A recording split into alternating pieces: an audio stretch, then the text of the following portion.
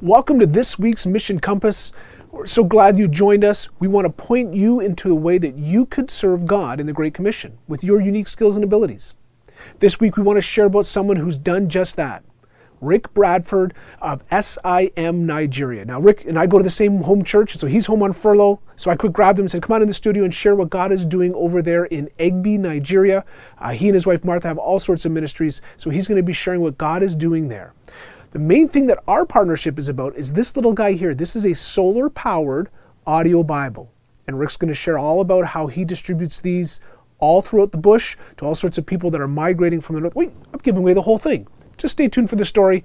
Like, subscribe, notify, sit back, and enjoy. Welcome to Galcom's Mission Compass podcast. To learn more about Galcom and our guests today, visit galcom.org.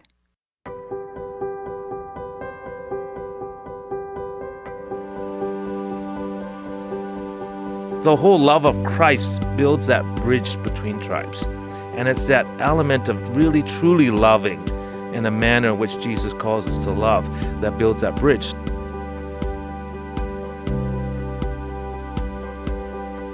Hello, friend. We're glad you're here today to join us on Galcom's Mission Compass, your guide to the Great Commission. I'm Ron Harris. What does it take to be a missionary today? Well, it may take someone just like you, with the unique skills and abilities God gave you to do your part in the Great Commission. And here's your host, Galcom's Tim Whitehead, to tell you more. Thank you, Ron, and thank you, friend, for joining us.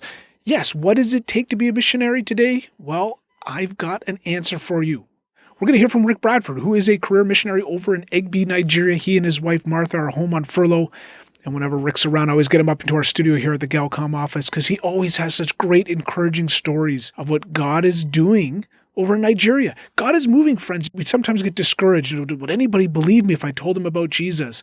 Yes. Why? Because the power of the Holy Spirit, when the good news of the gospel comes to somebody, it's life transforming. So Rick is going to join us and share some stories of what he's doing in Nigeria. But you might say, well, Tim, wait a minute. I'm not going to Africa as a missionary. Well, every month, Stan Jeter, our good friend from GNA News, the Global News Alliance, GNA.news, joins us with a story from their ministry from around the world, but also some tips and tricks. So, what does it take to be a missionary today? How can you be a missionary? Take out your cell phone, except if you're driving.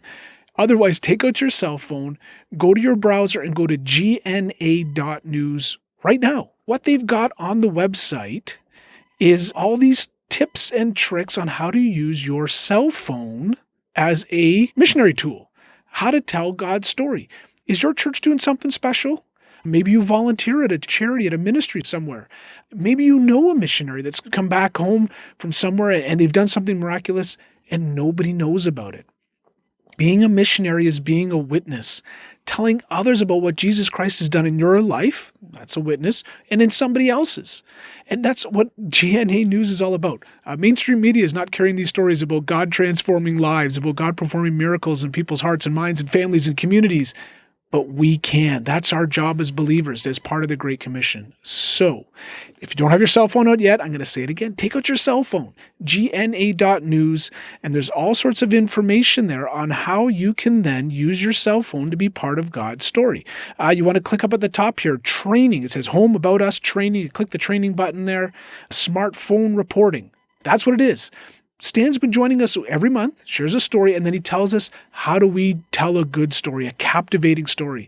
Practically, kind of the news side of it. Just for me, who's the Stan Jeter you keep talking about? Stan has been doing this for 50 years. Grew up in Cuba as an MK, then he joined CBN, the folks down in the States that do the 700 Club. He was part of CBN News. When he retired from there, he started the Global News Alliance to help people that don't have the $1 million in cameras and all of the editing equipment so they can tell the story. There's no one better to learn from. So all these great little things, how to hold your phone the right way, how to get different shots, and how to tell a really good story what God is doing. Friends, that's what it takes to be a missionary today. Using the tools in your hand to tell God's story. So Stan's going to do that. Rick Bradford's going to tell us what's going on in Nigeria. I got to get Rick trained maybe on this cell phone thing here and be able to send some videos over so we can see what he's doing. And of course, every week, Bonnie Saleh from Guidelines International joins us with a short devotional called Reset. And she's going to join us in about 2 seconds. But I want to encourage you, go to guidelines.org because they have an assessment tool. You may be saying, I can't be a missionary. I don't speak in front of groups. There's lots of different ways to be a missionary. Just like in 1 Corinthians, Paul says there's different parts of the body, but we're all part of the body. And I can't say to the hand, I don't need you.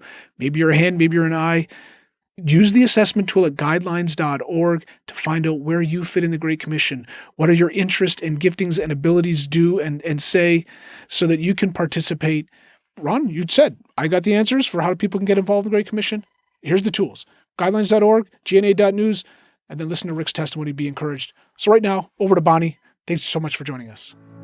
It's easy to question God when those who are supposed to represent him fail. I'm Bonnie Sala with Reset. Kendra was 15 when she suffered a head injury while playing a game at a church event.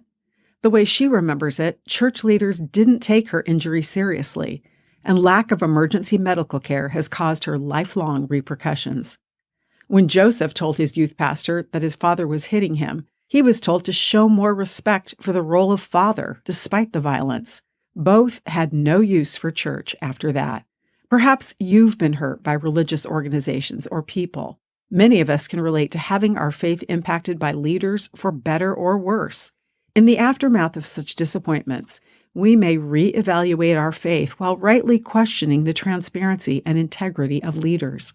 Your questions are the perfect starting place for conversations with Jesus. He welcomes all with open arms, whether we come hurt, confused, weary, or angry. Finding God in these moments brings us back to simple relationship with God. Our faith should never rest on the words of a human leader. In the wake of disappointments, we're reminded to place our hope entirely in Jesus, not in the way that people represent him. If you find yourself questioning God because people have let you down, this passage from the Bible book of Romans is for you. Just because they were unfaithful, does that mean God will be unfaithful? Of course not. Even if everyone else is a liar, God is true. Let God meet you in this time as he reveals his truth. Cling to God even as he exposes those who fail to represent him. I'm Bonnie Sala with Reset. To read, share, or hear this again, or to find more resources like this, visit guidelines.org. Well, friend, every month, founder-director of the Global News Alliance, Stan Jeter, visits us to share what God is doing around the world, stuff you're not hearing in the mainstream media, and to encourage us to get involved. Stan, always great to have you on the program. Tim, it's a pleasure, and I'm excited to be sharing stories that make a difference and stories you don't hear on the regular news, plus a few tips on how to do stories yourself. Exactly. We all want to be part of the Great Commission, and part of it is telling God's stories. So, first of all, what news do you have for us today? Good news, bad news, hard news? Yeah, it's a little bit difficult, but in the end, it's encouraging. This is a story from the Middle East, and everyone knows about the war that's going on there. We have today an interview with one of the workers in southern Israel who was taken hostage by Hamas and then released after some weeks of captivity. And he tells his story. So I thought that would be a good one to get started with. The Hamas terrorists on October 7th invaded Israel and they murdered over 1,000 people. And one of them was the employer of a man named Jimmy Pacheco. He's from the Philippines. He was a caretaker. And Pacheco then was taken captive. He spent more than 50 days as a prisoner in Hamas tunnels in Gaza. And today he thanks God for his freedom, but he still recalls the horror of his capture. And here's an interview with him. When I was taken out of the house, I didn't expect them to spare me because I witnessed my employer being killed mercilessly. Jimmy lived in a kibbutz where he was a caregiver to an elderly man who was immediately killed by Hamas. In an exclusive interview, Jimmy talked about his harrowing experience. I heard gunfire from another house, and I sent a message to my wife back in the Philippines to take care of our children. Hamas asked me if I am a soldier. They set a rifle on automatic and fired beside my ear until the ammo ran out. After that, I heard a buzzing sound in my ears. When our supplies were scarce, they only gave us one pita bread for the whole day. But I didn't eat it in one sitting. I just got a pinch whenever I felt hungry. As time passed, the water supply became salty. I worried because I had a history of kidney illness. When I needed to defecate, they gave me a piece of toilet paper. I didn't use it. I hid it in my pocket so I could eat it. For me, it was food. I would take the toilet paper and dab it on the moist walls. We were about 40 meters below the ground, so it was cold and there was condensation on the walls. When the paper got wet enough, I ate it. It filled my empty stomach as well as quenched my thirst. They also made me clean 7 toilets. I was okay with that because if I did not do it, the smell would get worse. During the first and second weeks, I stayed inside a small prison with a toilet right beside me. I kept thinking and wondering, why would they capture me? It was driving me crazy. Why would they capture me if I didn't do anything to them? I got my strength for my children. I had the strength to eat toilet paper because I needed to survive for my children. I pleaded to God because I was 12 years old when my father died. I prayed, please don't do this to me. Please let me live. Even if I stay here for 10 years, just let me live. After roughly a month and a half in captivity, Jimmy was included in the first batch of hostages released by Hamas. They told us we would be leaving the tunnel where we were held captive. That's when I started to cry. When I first saw the sun and came out from the tunnel, I just knelt down and thanked the Lord because I saw the sun again and breathed fresh air. My strength came from the Lord and for my children. Now I am more mature and stronger in many respects. I want to stay here and keep working, even after what they did to me. I want to provide for my family because I do not want my children to experience the hardships that I experienced when I was a child. And I would like to thank you all for your prayers. It's quite a stirring story. Wow. Came to us courtesy of CBN News. And I'm sure there are a lot of stories like this, but it's amazing to get our hands on one and to listen to a direct account of the experience there. The tips I'd like to share about telling stories yourself, and we can find it here in this story, you need to include specifics in a story, specific details. And so if you look at this story, the 5 W's of journalism, who, what, when, where, why, or maybe even how. Who? Jimmy Pacheco. What? He's taken hostage by Hamas, and it's a story of his survival. When? October 7th and days following. Where? Southern Israel. Why and how? Well, we don't know the why exactly, but how, he relates how he was captured and survived. So when you tell a story, pull out your smartphone, go to a place or check into a story that relates to your church or to Christians or whatever. Those are the stories we want to tell because nobody else tells those stories. And then think of the specifics. Make sure you include all of these details: who, what, when, why, and where. And that anchors your story in reality. It gives it credibility and it gives the information people need to process. Stan, I appreciate the stories. And, we sometimes kind of tritely say, don't worry, God will take care of you, or pray, prayer helps. It's true. We just heard a real testimony of probably one of the worst situations anyone could ever be in. Yes. And he thanks people for praying for him. And he talks about God carrying him through. This is what the stories want to tell about the power of God and why we want you to tell them too. Stan, you said this came from CBN News. I know for years you were there at CBN. So friends, tips and tricks from a milestone award winner from the NRB, career journalist Stan Jeter. You can't get much better. This is like masterclass. Go to gna.news for all of the other instructions on how you can be part of telling God's story. Stan, thank you, even for this tough story. Thank you for sharing with us every month here on Mission Compass. Thank you, Tim. Bless you, man. You may be listening to us on your computer, but you can also find us on your smartphone using Spotify, iTunes, or other streaming platforms. Just go to galcom.org and choose your favorite. Make sure to subscribe, follow, and share our podcast. Well, friend, it's always a great pleasure when Rick and Martha Bradford from my home church here in Hamilton, Ontario, come back for a short furlough from Nigeria. I always quick grab Rick and say, come on into the studio. Let's talk about what God is doing in the Egbe region in Nigeria. Rick, great to have you back in the studio. Thank you, Tim. Oh, man, turn the heat up, Tim. What's going on here? So what was the temperature when you left Egbe? It was 38 degrees. Sorry, I'll go find the thermostat here, but I don't think we can put it up to 38 here in the studio.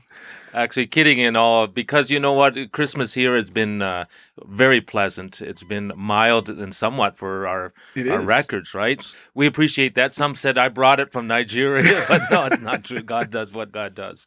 So it's been good to be back. Certainly has. It's been good to be back. Christmas, I think it's first time in almost 8 years Wow. to be back at Christmas time, and just to enjoy the time with family, children, grandchildren, and all around the big table, right? You know, it's really good. Yeah, I got one of your granddaughters in my Awana club, my Sparks club at the church, and she started telling me, I think in October, Grandma and Grandpa are coming home for Christmas. So, but that's the life of a missionary. And as we talk about here on the Mission Compass, trying to let people know what's available to participate, how to be a missionary, what's available. This is part of the real life. You know, this kind of sacrificing these things. So how good was it then to be home for Christmas with family? You know, we do around the table. We say, so what's the best thing of the year?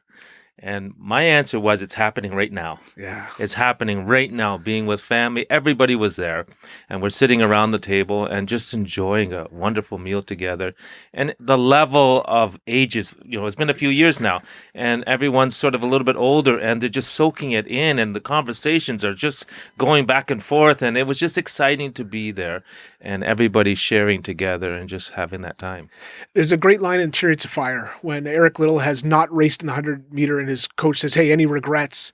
And he says, sure, regrets, but no doubts, though. He knew he was doing the right thing. Feel the same way? You know, maybe some regrets, but no doubts God has called you to Nigeria. That's where you're supposed to be. Absolutely. Absolutely. You know, I challenged my family. We want you home. Everybody knows that, you know, hey, it's good to be wanted, right? But there are no doubts. Absolutely no doubts that God has called us here, and God has called us to be a part of this work that's in this part of Nigeria. The Middle Belt is what it's called today. Back in the day, it was still northern, but it's still somewhat in the middle. And there's been a lot happening in the middle, as we've been saying before. There's a lot of movement of people groups, tribes are moving back and forth, and we don't gather or really understand this tribal issue, this tension that happens between tribes. But it's true, it's real, and you really get a sense of it when you're being there. But you know, the whole love of Christ builds that bridge between tribes. And it's that element of really, truly loving in a manner in which Jesus calls us to love that builds that bridge. So we're able to do that. And that's what's exciting about this, is that even though there's a mass movement of people of the north coming to the middle, and unfortunately a lot of Islamic people, it's a movement of Islamic people moving to the south, as we mentioned way back before, that there's a political movement happening here in Nigeria. And you see it, that Islam wants to touch the ocean. And so this is what they're doing. But doesn't this make it easier as a missionary? Because I know with Nigeria, it is actually dangerous to go farther in the north. You got Boko Haram, you got issues there. But if smaller pockets of them are coming towards where you are, isn't it safer, better, easier to reach out to some of these? I know a lot of Fulani, you do a lot of reach in these kind of Fulani camps, going out, building schools. We've talked about the schools and the wells and all the other good you're doing, and then bringing the gospel. So isn't it easier for you? Well, you mentioned something about smaller groups. It's actually large movements. So it's not so much easier. When I talk about large movements, I talk about 1,000, 2,000 at a time. These aren't small clans and villages like when we first started talking about this, when you first got there, you're finding a little group of grass huts, 100 people or something. These are massive groups. So this is a little different than what we talked about before. So just before I came back, I went into an area that I hadn't been for a year. And it was 6 kilometers into the bush. And as we got into there, we were placing a new missionary, and we'll talk about these missionaries. Please. Placing a new missionary into a site that we just had heard had grown. Well, in 1 year, over 500 huts had been built in this remote area where there was only a half a dozen huts. Within a year, a whole group of people. So 500 huts is how many? One wife with 3-4 children. You know, you're looking at 2,000 people, 3,000 people just plopped in 1 year in a portion of the bush. They cleared the land, they're farming and doing whatever. So when I say massive, this is how large these groups are happening, just showing up within a year. Okay, so in the past, you've gone into these communities and kind of said, what is your need? A lot of them say schooling. So you've built some schools. Was there a school in this community now that is overrun, or is this like, Okay, you brought an itch. sorry, They scratch it? yes. No, I shook hands with the leader of this particular group when we brought this new missionary in. And shaking hands, he wanted me to help them get a school to this community. They haven't got one yet. I gave him a challenge. I said, listen, if you start, you get a hut, you get to build this area, have some kids, you have a teacher here of your own, start something. If we see you are serious, may God allow us to come and do a school. We've yet to accomplish that task. So then, jumping around a bit, but how many schools have you either built or are subsidizing teachers for? So we had a school a number of years ago before COVID. Yeah. When COVID came, we had to close it. So that was one building, 2-room schoolhouse in a Fulani camp, which is quite rare, but that's what we were able to do. Then during COVID, the tail end of COVID, we were able to move to another area and build a school there. And we were able to work with at least 8 Fulani camps, plus houses speaking camps, and a whole village of these northern people with the Yoruba. So in doing that, that school now has grown. We just accomplished a 6-classroom block we just finished building. We were able to get enough funding to build the building. So we have 11 classrooms in this plot of land. 3.8 hectares of land the village gave us. We built this block wall to protect the kids. We've now working on a playground for this particular school. So that's our second, but the largest one. It's our central school. We just opened up a third one 2 months ago. And that was in another Fulani camp, another bush camp. 200 huts just got plopped in there 2 years ago. They said, we want a school. So we said, okay, here you go. Build a small grass structure where water doesn't hit the head of the student. So the way I explained it. So water doesn't hit your head and sun doesn't beat on your head. So the children can sit down and learn how to read and write. So they agreed. As soon as we went back into the village, the men got up and started cutting trees right away. And so immediately they were serious. By the time we got back from our visit from hut to see how people were, they had already collected sticks. So it was 2 weeks later, they'd put these sticks in the ground and put a structure. It was another week, now because it was harvest, they said, give us some time. They actually had grass and plastic on the top. So we are now teaching 74 children in this grass school. And all Christian teachers? All Christian teachers. This is wonderful. And so we have now 12 Christian teachers that we're doing. So we have 3 schools. Right now, I have a 4th. They're begging. So we're waiting still. As God leads and as the funding comes in to support a teacher, we'll be able to do that. Jumping back to a comment you made earlier about missionary. When you were here last summer, July, we spoke about how because of the work that you started, and because now SIM, so we didn't even mention this, you're an SIM missionary in Nigeria. We're talking like old friends here. So everybody else just come in the middle of a conversation that's been going on for years. That SIM has now been sending nationals, Nigerian evangelists, to come and work alongside you. And we were so thrilled that you had 2 or 3 sent to you and a promise of more. And so tell us what's happened then since that conversation this summer about the number of workers doing evangelism in this area. This has been a dream come true. You know, God allows us to have dreams, and He allows some of them to come true. Well, let me just correct one thing. It wasn't SIM missionaries, it's EMS. EMS is a branch of Egbe. Egbe is the church that was developed out of the SIM missionary work since 1901. Okay, so I was close. You were close. You were close. Never correct your boss. No. But yeah, EMS. EMS is Evangelical Mission Society. They have 4,000 missionaries serving around the world.